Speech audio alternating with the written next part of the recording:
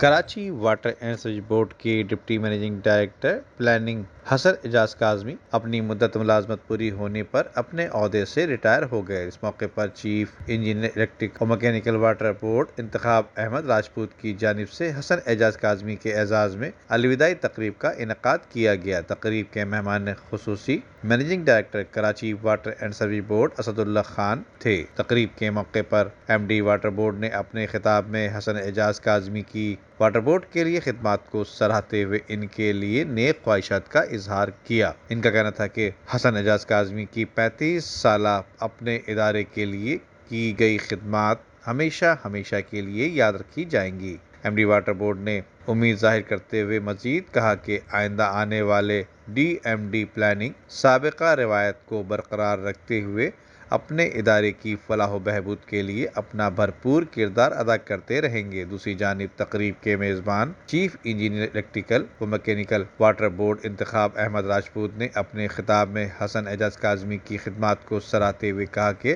حسن اعجاز کاظمی کا خلا پر ہونے میں وقت لگے گا۔ تقریب میں D M D R R G Muhammad Saqib, chief engineer I P D Saeed Ahmed Shaikh, chief engineer Manzoor Khatri, Syed Sardar Shah, Mohan Lal, Elahi Bakhsh Bhutto, Syed Amir Waqar, Nadeem Kirmani, Nawaz Marwat, Jameel Ansari, Abdulrazzaq Maksi, Bashir Baloch, Syed Mazhar Hussain, Badar Shaikh, Pradeep Kumar, اعجاز بلیدی، ندیم عزیز، محمد شاہ، اللہ ڈنو پلیجو، اخلاق راجپوت، محمد ندیم، شکور شیخ، توفیق احمد، محمد حنیف، رمیش کمار اور دیگر اعلیٰ افسران شریک ہوئے۔ اس موقع پر M D water board engineer Asad Ullah Khan اور انجینئر آفیسر ایسوسی ایشن کے عہدیداروں نے حسن اعجاز کاظمی کو ادارے کے لیے بہترین خدمات سر انجام دینے پر سندھ کی ثقافت، اجرک، گلدستے اور دیگر اور یادگاری شیلڈ پیش کی۔ ندیم صدیقی، میٹرو 7 پاکستان۔